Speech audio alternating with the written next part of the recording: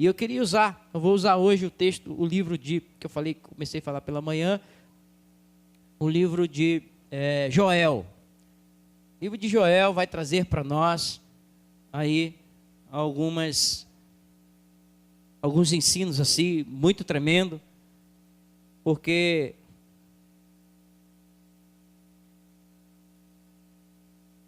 Deus, ele sempre, irmãos, ele usa sempre coisas que tem a ver. Por exemplo, até o nome do profeta. O nome do profeta Joel significa Jeová é Deus. Fala assim comigo. Jeová é Deus. Então Deus pega um homem, levanta um homem no meio da nação, e um nome com o nome que significa que Jeová, o Deus que Israel crê, ele é Deus. E ele é soberano, ele é aquele que vai revelar. E ele chama esse profeta a partir do capítulo 1, e ele começa a trazer o povo para enxergar o que estava acontecendo. Então esse livro é pequeno, apenas 3 capítulos, ele está dividido em algumas partes. Eu coloquei até aqui para que você possa entender. Do capítulo 1 até o capítulo 2, versículo 27, ele vai mostrar a revelação do julgamento de Deus e o chamado ao arrependimento. Ele vem chamando a atenção do povo para enxergar o que estava acontecendo e para entender o que estava acontecendo, que seria algo. E aí é importante você entender que isso aqui realmente estava acontecendo lá no meio dessa nação. Mas era algo também que iria continuar acontecendo em todas as gerações que viessem pela frente. Então essa revelação do profeta Joel é algo que aconteceu naquele tempo e que iria também acontecer em tempo futuro. Então são revelações de Deus, de toda uma história, onde Deus escolhe um homem para dizer assim: eu vou mostrar para você que eu sou Deus, e de mim ninguém zomba. Amém? De mim ninguém zomba, porque eu sou Deus de todas as nações, de todos os tempos. Então, a partir dali ele mostra até o capítulo, versículo 27 do capítulo 2, ele também chama o homem para o arrependimento. Depois do versículo 28 do capítulo 2, ele vai até o 3:21, e ele faz uma promessa de restauração. Fala assim: promessa de restauração. O que Deus, irmãos, o que a gente vai entender do projeto de Deus?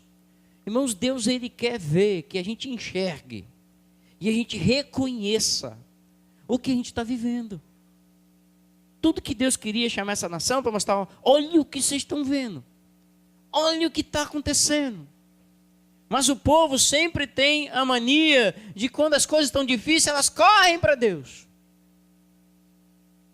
Mas depois que começa a acontecer as maravilhas e Deus começa a abençoar, e começa, aí ele, acabou, aí ele esquece Deus e passa a ser Deus de si mesmo, sem declarar isso com a sua própria boca, mas as suas próprias atitudes vão mostrando isso. Elas se tornam deuses de si mesmo.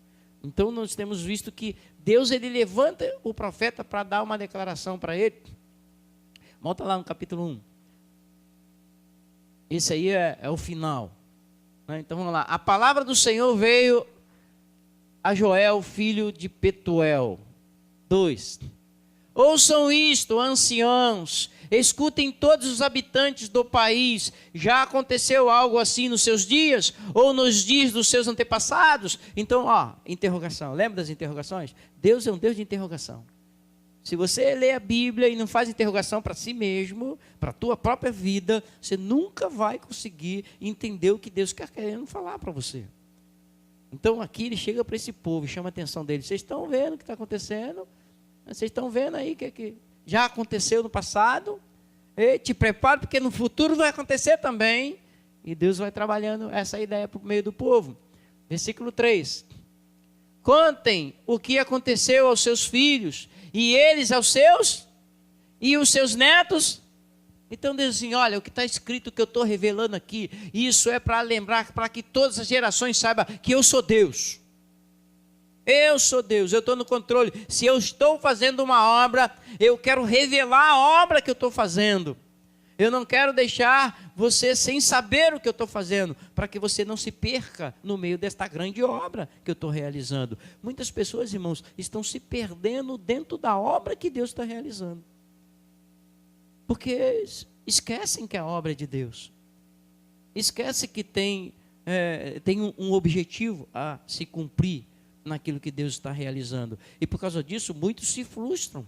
Porque acham que a obra de Deus, todos os compartimentos que vamos dizer que dentro da igreja de Cristo, cada um de nós somos um compartimento desta obra, todas elas têm um propósito único, que é completar aquilo que Deus estabeleceu, né, que Ele está povoando o céu. Deus está construindo uma grande cidade. Lá no último texto que ela colocou ali, vai mostrar isso. Deus está proclamando, Ele está preparando um grande momento em que Ele vai reunir todas as nações da terra, todos aqueles de todas as gerações, e eles serão um só povo, porque sempre se conheceu um único Deus.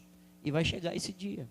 Então, a nossa passagem, a nossa história, precisa estar sendo compreendida e encaixada dentro do que Deus está fazendo. Por isso eu pergunto, como que você está vendo hoje a obra de Deus? Não só na tua vida. Talvez você esteja só preocupado com a tua própria vida. E quem se preocupa somente consigo, vai gemer, porque está olhando só para si. E Deus não faz uma obra na tua vida pensando só em você. Ele está pensando nos outros. Ele está pensando em outros que serão atingidos e alcançados também, como resultado da obra que Ele está realizando na tua vida.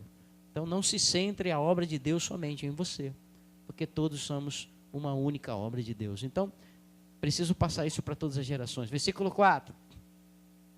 O que o gafanhoto cortador deixou, o gafanhoto peregrino comeu, o gafanhoto peregrino deixou, o gafanhoto devastador comeu, e o que o gafanhoto devastador deixou, o gafanhoto devorador comeu. Deixa eu falar para você aqui. Deus agora, nessa sequência de versículos, Ele vai começar a mostrar para a nação. Dizer, olha, vai vir um ciclo de julgamentos. Um ciclo de acontecimentos que vão abalar vocês. Em todas as gerações serão assim. E eu queria que você pensasse nisso. Irmãos, nós olhamos em todas as nações. Sempre tem uma nação causando um tipo de terror na terra. Toda hora você ouve aí uma nação, né? O Brasil agora está no meio desse negócio aí também. Aí você vê lá a Rússia dando guarida para a Venezuela, não é isso? Protegendo aquela doideira, loucura que está acontecendo lá contra as famílias, contra as pessoas. Aí você vê uma China também protegendo. Aí você vê uns americanos, brasileiros e um monte de outros, tudo querendo intervir, mas os outros não mexem aí, porque aqui quem manda sou eu. Isso abala o mundo inteiro, irmãos. Aí você vê bolsa de valores, sobe, desce, dólar sobe, desce, a balança comercial no mundo inteiro fica assim, desestabiliza, desemprego ali, desgraça lá, uma confusão tremenda, um abalo atrás do outro. Basta acontecer uma coisa numa nação, abala um monte de nações. Olha como é que o mundo está. Ei, nós estamos vivendo um tempo do fim e precisamos enxergar a obra que Deus está fazendo. Saber que Deus não nos quer que você fique alheio ao que está acontecendo à sua volta. Para que você não fique agarrado somente a você, mas num todo que Deus está realizando. Porque todos os detalhes da sua vida, particular ali, do seio da sua família, tudo é importante. Mas não é só isso. Porque enquanto você estiver fixado só os olhos dentro da sua casa, o diabo sempre vai criar muito atrito lá dentro para que você nunca tire os olhos de lá. Porque Deus te chamou para abalar as nações, amém? Ele te chamou para anunciar para todas as nações, para todos os moradores da terra. Então nós precisamos entender que Ele quer revelar esta obra, que essa obra é universal, é para todos os moradores da terra, em todos os lugares, em todos os tempos. E nós precisamos estar preparados para receber de Deus a revelação do que Ele está fazendo. E então Deus chama esse povo e mostra que vai vir um ciclo de desgraça. E aí outra tradução vai usar, não a palavra gafanhoto, mas a palavra de locustas. Em algumas traduções você vai ver lá, isso significa desenvolvimento de insetos. Vamos dar um exemplo para você. Há uns anos atrás você só conhecia um mosquito de quê? Da dengue. Aí depois veio o irmão dele, qual era o nome?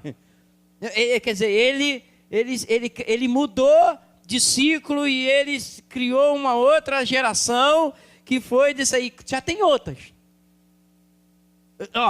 Tem outras. E cada hora diz com vocês, olha só, é a mesma coisa que está dizendo o texto de Joel. O gafanhoto ali é um exemplo das mutações, né, dos problemas, das desgraças, de um monte de coisas que estaria acontecendo e que viria a acontecer. Não é porque Deus estava desejoso de fazer as pessoas sofrerem, não. Resultado do poder maligno na vida dos homens, na terra. Então Deus, ele permitindo que o resultado daquilo que o homem plantou, ele viesse colher. E aí hoje as pessoas estão fabricando vírus. É vírus um atrás do outro. Aí tu vai lá no médico, leva a criança lá, ele diz o quê? Está com o quê? E o que é isso? Ele não sabe o que é, então ele não identificou, porque é tantos que tem, que não se identifica, e a gente está vivendo esse tempo. E se você olhar para a Bíblia, essas coisas vêm acontecendo de geração em geração. E os nossos gafanhotos hoje tem sido esse tipo de coisa que tem devastado a plantação de tudo aquilo que Deus tem trazido para a vida das pessoas. Famílias têm gasto fortunas com remédios, com tratamentos, com isso, com aquilo, com um monte de coisas. Não há recursos financeiros que consiga resistir a tantos problemas e tantas coisas que as pessoas estão buscando para curar isso, curar aquilo. Todo dia tem uma praga nova. Tem algo novo acontecendo. E o Senhor diz, olha, fique ligado. Porque Deus estava chamando essa nação aqui para mostrar para ela que Ele é um Deus de amor, é um Deus de restauração, é um Deus que tem um propósito. E isso tem que acabar. O homem tem que se voltar para Deus. Por quê, irmãos? Porque não espera desse mundo que venha ficar tudo maravilhado, porque na Bíblia diz que não. É necessário que todas essas coisas aconteçam, mas a igreja de Cristo, ela está deixando de conhecer o propósito de Deus, porque está se centrando somente em si. E está esquecendo que o Senhor disse que um monte dessas coisas estaria acontecendo, e que isso deveria ser ensinado aos seus filhos. Isso deveria ser passado de geração em geração. Contar tanto as coisas, os livramentos que Deus deu, as visitações que Deus fez. Se você olhar nos povos passados, esse povo aqui vai lembrar do povo de Egito. As pragas vinham para o povo de Faraó. O povo do Egito recebia as pragas, mas aquele povo do Senhor, ele era protegido. Ei, Deus sempre fez assim, irmãos. Deus protege. Mas quantos deles também eram atingidos? E nós precisamos entender que nesse tempo, Deus está querendo chamar a atenção da igreja. Pessoal, eu quero revelar a minha obra, eu quero mostrar esta obra e revelar a você. Você me ama, eu não quero te enganar, eu quero que você saiba o que eu estou fazendo. Para que você seja um participante, um instrumento meu, para que o mundo creia e saiba que eu sou Deus, eu sou o único Deus e não há outro Deus além de mim. Para que eles se voltem aos seus caminhos, para que eles voltem ao Criador, para que se arrependam, se convertam a Ele e deixem o engano para trás. Ontem eu coloquei nos grupos da igreja uma placa que tem na entrada ali, quando você sai da Dutra, vem de Jardim Esplanada por ali, aqui em Nova Iguaçu, e lá foi profetizado. O que está na placa? Quem viu? Seja bem-vindo a essa cidade, porque ela pertence a quem? Jesus. Isso levantou uma polêmica enorme até os dias de hoje. Uma polêmica de pessoas, não, mas isso é uma afronta, os crentes estão muito folgados. Ei, Deus é Deus, irmão, todo lugar é dele. Ainda que não bote placa, mas continua sendo de Deus. Mas quando você colocar a placa, te prepare, porque vão dizer contra, vão atacar, vão perseguir, vão fazer todo esse tipo de coisa. Mas Deus é Deus, e de Deus de todos os lugares. Ainda que as pessoas consagrem ao diabo algum lugar, aquele lugar é de Deus. Por isso que Deus disse que Ele deu toda a autoridade. Para quem? Para o seu Filho Jesus. E o seu Filho Jesus, Ele delegou toda essa autoridade para quem? Para a sua igreja. Por isso que cada um de nós recebemos de Deus essa autoridade. Agora, quando eu conheço a obra de Deus, e Deus começa a revelar o que Ele está fazendo, qual vai ser o final de todas essas coisas, olha, eu descanso meu coração. E não vou me estressar com um monte de coisas. E não vou ser enganado e nem abalado. Porque eu sei que Deus está no controle de todas as coisas. E aí, nesses versículos, ele vem trazendo essa determinação. E eu queria destacar aqui algum para você. Então, no versículo 13, depois que ele vem falando aqui das pragas, a partir do versículo 13, ele chama ao arrependimento. Fala assim, Deus chama ao arrependimento. Ele revela para você que sem arrependimento, o homem vai ficar preso nas pragas. Serão consumidos por ela. Porque arrependimento significa o quê? Mudança de rota, mudança de entendimento. Eu mudo a mente, eu mudo a rota. Eu sou convencido que estou indo para o lado errado. Eu estou convencido que estou sendo totalmente afligido e dominado por aquilo que o diabo está fazendo através do pecado de toda a humanidade. E aí, quando eu me arrependo, eu tomo uma posição, Senhor, eu não vou seguir o curso do diabo. Eu não vou ser abalado por aquilo que ele está fazendo. Mas eu serei alarmado por ti, por aquilo que o Senhor está fazendo como obra. O Senhor já determinou e já decretou com a sua palavra, os seus decretos foram liberados, de que já está consumado todas as coisas, através do seu Filho Jesus. Você crê nisso? Jesus disse lá no final da cruz, está consumado. Então, se está consumado, e está consumado o quê? Qual é a interrogação que você coloca? Qual é o entendimento que você recebeu de Deus, da obra que Ele está realizando de geração em geração, a qual você faz parte? Então aqui, nesse versículo 13, ele diz assim, ponham vestes de luto, ó sacerdotes, e planteiem, chorem alto vocês que ministram perante o altar. Ei, vocês que ministram perante, falei aqui pela manhã, aqui não se trata meramente de algumas pessoas que são colocadas com o microfone na mão, para dançar, para cantar. Não é isso não, irmãos. Todos nós fomos chamados para ser ministros de Deus. Sermos sacerdócio. Temos um sacerdócio de Cristo, o qual Ele te chamou para ser sacerdote. Amém? Todos nós somos responsáveis. Se nós nos convertemos, nos tornamos ministros de Deus. O problema é que alguns nunca aprendem a ser ministro. Ministro faz o quê? Ministro faz o quê?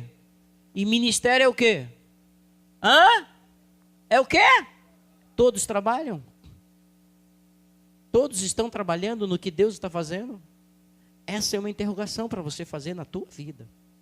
Todos foram chamados a participar do que Deus está fazendo. Então Ele chama ao povo e diz assim, olha, se preparem, fiquem em luto, fiquem com roupas de humilhação.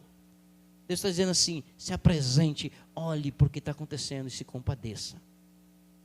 O crente não pode ficar alheio à desgraça do mundo inteiro.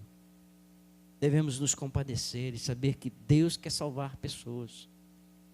E que Deus está nos alertando para que não sejamos também perdidos pelo engano de não conhecer a obra revelada do nosso Deus. Então ele diz, coloca, venham, passem a noite vestidos de luto, vocês que ministram perante o meu Deus, pois as ofertas de cereais e as ofertas derramadas foram suprimidas do templo do seu Deus. O que ele está dizendo? Olha, perderam o prazer e a alegria. Perderam o prazer, perderam o primeiro amor. Perderam o desejo pela salvação em que você recebeu, de mostrar essa salvação para o mundo, ficaram centrados nas suas próprias vidas. É isso que Deus está falando, por isso eu tenho dito aqui, ei, Deus Ele olha para cada detalhe da tua vida, amém? Ele se preocupa contigo, mas Ele não quer que você fique meramente centrado na tua vida, na sua casa, na sua família, porque problema sempre vai existir. Mas e quando você estiver focado somente dentro do teu arraial, esse arraial vai vir sempre sendo sacudido para que você nunca saia do meio dele e nunca faça diferença onde Deus quer que você faça.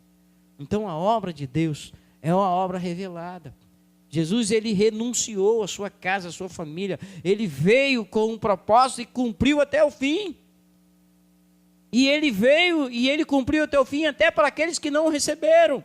Quando diz ele veio para os seus, mas os seus não receberam. E Jesus podia desistir ali de tantas rejeições que estava recebendo.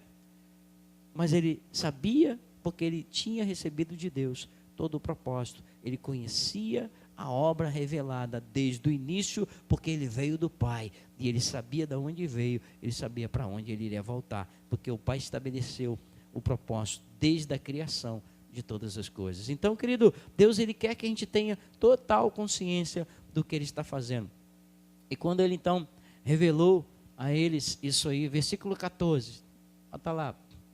Decrete um jejum santo, convoque uma assembleia sagrada, reúna as autoridades, todos os habitantes do país, no templo do Senhor, do seu Deus, clamem ao Senhor. Então, o que Deus é? O que a igreja precisa clamar? Nós como igreja, nós como geração, que estamos vendo como todas as coisas estão se seguindo, nós precisamos clamar por essa geração.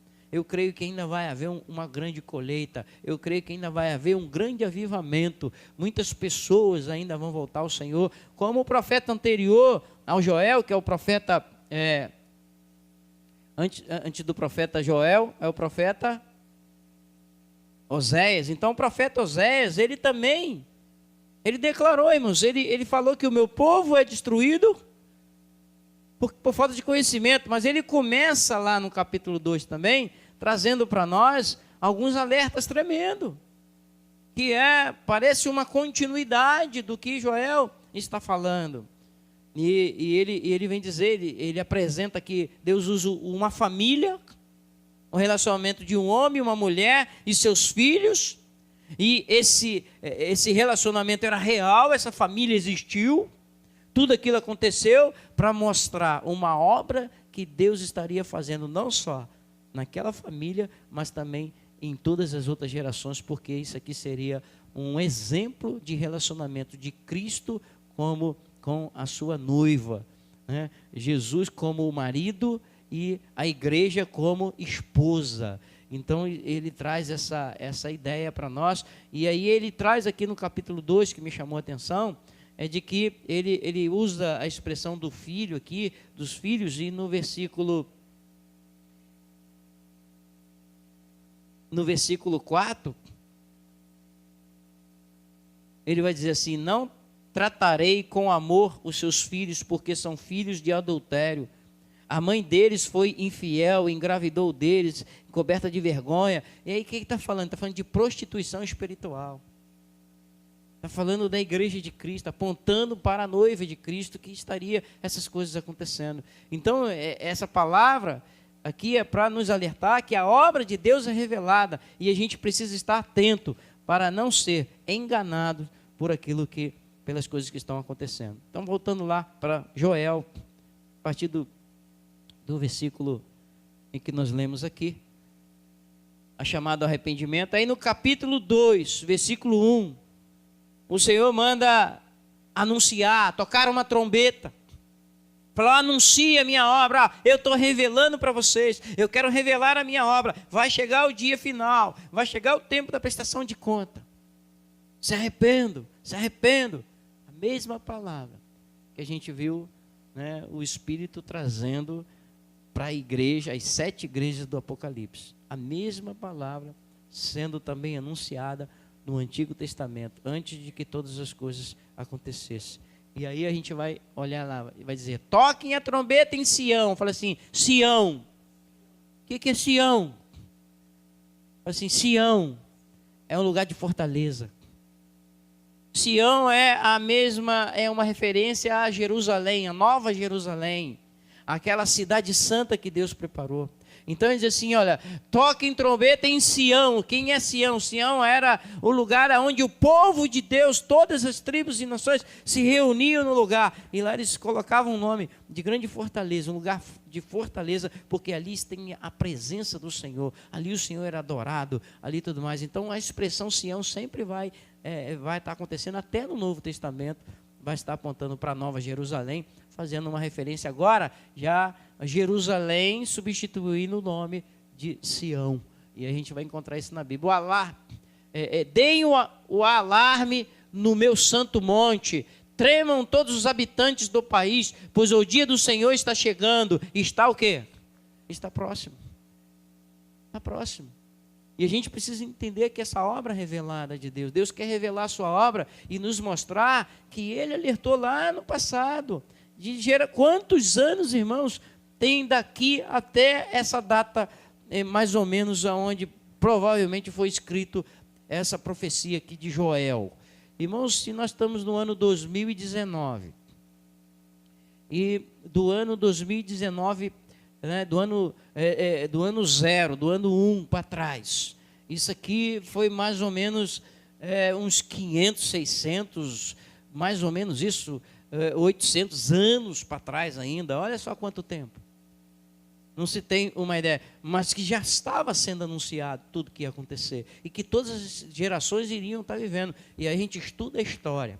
Se você estudar a história, você que é estudante, e você começa a estudar lá nos anos 1900, 1700, 1600, 1500. Quantas pragas você viu acontecendo em toda? Quantas pessoas morreram de malária, febre amarela? Até hoje tem gente morrendo disso. Quantas pragas tiveram que devastaram cidades inteiras? Quantas pessoas até no período da guerra, soldados iam para a guerra e morriam de malária. Pessoas iam construir as ferrovias, morriam de alguma praga que estava acontecendo. Então, em toda a história, sempre houve todos esses alertas de Deus, para que o homem voltasse ao arrependimento e reconhecesse que só o Senhor é Deus. Então, Deus quer revelar a sua obra, e Ele revela, mostrando todo o tempo. Versículo 2.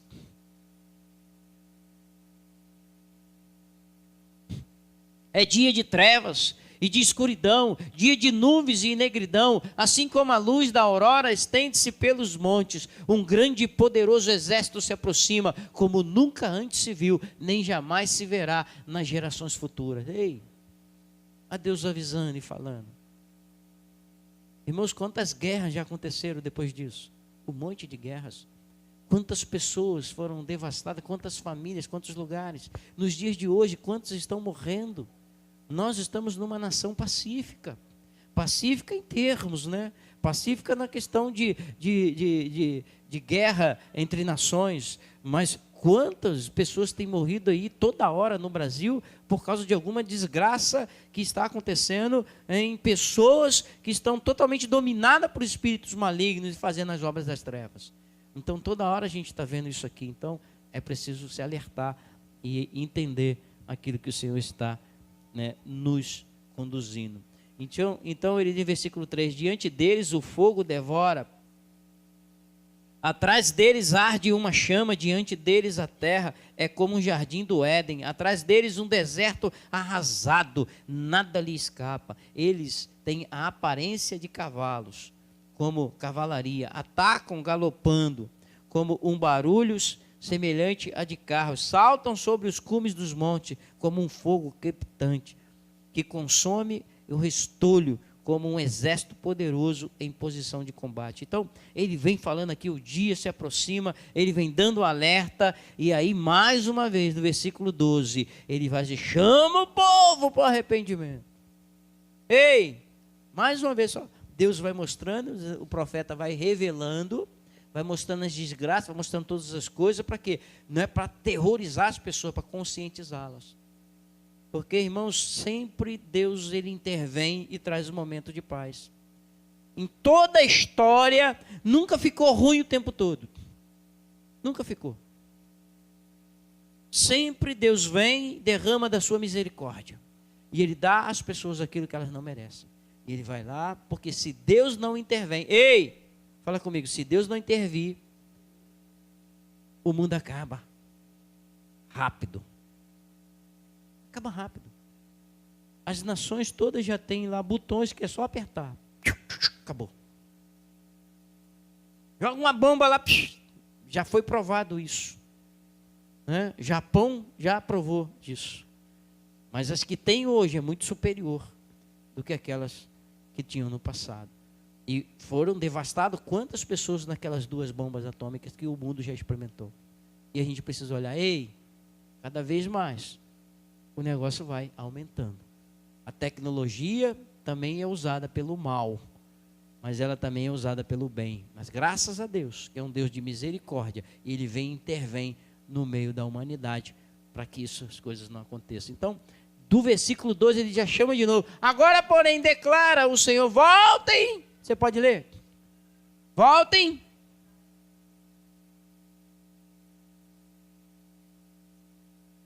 Então, dentro do projeto de Deus, querido, Deus ele quer isso, que volte. Arrependimento é volta. Volta para mim, volta para mim, volta para mim. Eu quero continuar colocando o meu amor em você. Eu quero mostrar para você o que é o amor. Eu quero dizer para você que essa obra que eu estou fazendo, você precisa entender. Porque você precisa aproveitar o tempo que se chama hoje. Para deixar Deus conduzir a sua vida. Não fuja da revelação da obra que Deus tem para a tua vida. Não se esconda. Tem gente que se esconde. Deus começa a mostrar os caminhos e aí Ele começa a preparar e podar, como a gente já trouxe outras palavras aqui, e as pessoas fogem de Deus por causa disso. Os discípulos várias vezes eram confrontados por Jesus, e quando alguns eram confrontados ficavam meio tristes. Ninguém gosta de ser confrontado, ninguém gosta de ser corrigido, e Deus ele ama aquele que ele ama, Ele também corrige. Porque se Deus me ama, Ele me corrige. Se Deus te ama, Ele também te corrige. Então aqui nesse versículo, ele vai tratando desse assunto. E depois vem agora o capítulo 3. Fala assim, Deus mostra julgamentos das nações. Então diz assim, olha, agora eu vou julgar. E ele traz desse julgamento, ele traz também promessas de restauração. Porque quando ele chama o homem ao arrependimento, ele vem tratando e dizendo assim, olha, mas se vocês se arrependerem, vocês vão começar a desfrutar no relacionamento comigo, e vocês não ficarão mais com seus olhos olhando para a destruição que está acontecendo. Vocês serão poupados, vocês serão vitoriosos, vocês serão aqueles que vão celebrar a grande vitória do Cordeiro. Então ele diz assim, sim, aqueles dias e naquele tempo, quando eu restaurar a sorte de Judá e de Jerusalém. 2. Reunirei todos os povos e os farei descer ao vale de Josafá. Ali os julgarei por causa da minha herança, Israel e o meu povo, pois espalharam o meu povo entre as nações e repartiram entre si a minha terra. Então, ele vai dizer assim, olha, o meu povo se espalhou, a minha terra foi aumentada para todos os lados. Então, diz assim, eu vou repatriar, eu vou juntar todo o povo. Por isso que agora bota lá no 21, lá no final, no 16, bota no 16, 3,16. O Senhor rugirá de Sião, Deus vai rugir da sua fortaleza, da grande nova Jerusalém, e de Jerusalém levantará a sua voz, a terra e o céu tremerão, mas o Senhor será um refúgio para o seu povo, uma fortaleza para Israel. Diz assim, olha, quando o mundo se vê todo perdido, quando as nações pensarem que estão no governo, que estão no poder, que estão com autoridade, serão tirados todo o poder e autoridade que foi delegado para elas, e o Senhor vai rugir e vai trazer o seu povo, recolher o seu povo, reunir o seu povo, para que venha o julgamento de toda a terra. É a promessa de Deus. E aí nesse versículo do capítulo 3, ele vem desenvolvendo essa palavra, e ele vai dizer assim, quando ele diz, rugirão, e de Jerusalém levantará a sua voz. Ou seja, Jerusalém é o quê? É a cidade santa, é o povo de Deus. É a grande nação do Senhor espalhada por toda a terra. E aí no 17, ele fala agora das bênçãos. Então vocês saberão que eu sou o Senhor Deus. Joel significa o quê? O que significa o nome Joel? Jeová é Deus. Jeová é Deus. E aí no final aqui, ele vem declarando, olha só, irmão, Deus, a Bíblia tem coerência sempre, irmãos. É coerente com aquilo que ele começou. Ele levanta o homem que surge do nada, e com o nome de Joel, com o significado de que o Senhor, que Jeová é Deus. E ele diz assim, então vocês saberão que eu sou o Senhor, o seu Deus, que habita em Sião. O meu santo monte, Jerusalém será santa, e estrangeiros jamais a conquistarão. Ei, você não pode ser estrangeiro em Sião, amém? Você tem que ser cidadão de Jerusalém. Não pode ser estrangeiro. Estrangeiro nós fomos antes de conhecer Jesus, amém? Antes éramos forasteiros, estrangeiros, distantes da nação de Deus. Mas fomos alcançados e tornamos concidadãos, né? Co-herdeiros com Cristo Jesus. Então isso tem que ser guardado no nosso coração, quando ele faz essa declaração. Então naquele dia os montes gotejarão vinho novo, das colinas manará leite, todos os ribeiros de Judá terão água corrente, uma fonte fluirá do templo do Senhor e regará o vale das acácias. Mas o Egito ficará desolado, Edom será um deserto arrastado. Essas palavras aqui são significados, irmãos, de tempos e tempos. Por exemplo, Edom traz a ideia do homem, o homem pecador, o homem Adão, o homem descendente de Adão. Por isso que nós precisamos estar agora na nova natureza. A natureza de quem? De Jesus Cristo, o novo Adão. Aquele Adão agora restaurado na pessoa do nosso Senhor Jesus Cristo. Então ele diz assim, mas o Egito ficará desolado, Edom será um deserto arrasado por causa da violência feita no povo de Judá. Ao povo de Judá, em cuja terra derrama sangue inocente. Judá será habitada para sempre, Jerusalém por todas as gerações. Versículo 21, você pode ler?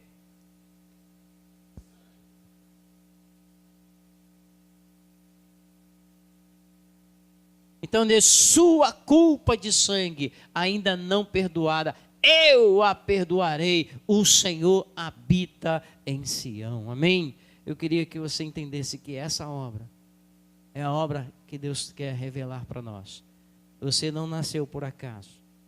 Você está completando os dias na sua vida aqui na terra. O nosso tempo está passando. E desde o dia em que o Senhor nos deu como presente a uma mãe e um pai, quando Deus nos colocou dentro de uma casa e nos colocou ali debaixo da autoridade dos nossos pais, ali Deus, ele começou assim, eu vou me revelar a você. Ah, mas meu pai e minha mãe não te conheciam, Senhor. Não tem problema, eu vou me revelar a você, porque eu sou o teu pai e eu sou tua mãe. Ah, meu pai e minha mãe me abandonaram. Eu sou teu pai e eu sou tua mãe. Nunca ficarás abandonado. Mas se você tiver sido gerado por um pai e uma mãe que me conhece, eles terão a responsabilidade de passar a minha autoridade que eu deleguei para eles, passar para vocês também, para que vocês saibam que vocês receberão na obra que eu vou realizar, autoridade sobre a obra que Deus está realizando na sua vida. Deus quer que você tenha autoridade. Ele não quer que o diabo brinque com você. Ele quer que você se torne ministro dele, que você se torne sacerdote em Cristo Jesus. Amém? Ele quer que você tenha autoridade. Crente tem que ter autoridade. Fala assim, crente tem que ter autoridade. Porque quando o diabo olhar e ver que vem você, ele já vai, ih, caramba, vou torrar agora. Vem o fogo aí, e vai me consumir. Porque vem uma autoridade, alguém que vai em nome do Senhor. Você tem que ser um profeta do Senhor na terra, amém? A terra está necessitada de conhecer, que se levante uma geração de profetas, amém? Que se levante uma igreja de profetas, amém?